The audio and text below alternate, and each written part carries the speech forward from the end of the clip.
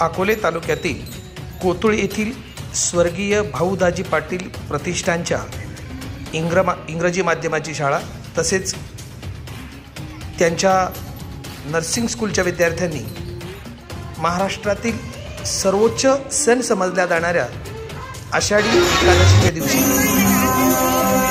कोतुळ शहराला जणू पंढरपुराचं रूप आणलं होतं।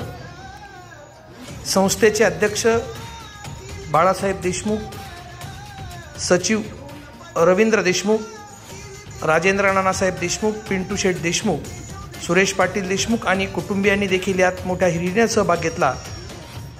या सर्व शैक्षणिक संकुलाच्या विद्यार्थ्यांनी विठ्ठल रुक्मिणी त्याचबरोबर सर्व संतांच्या भूमिका करत गावातून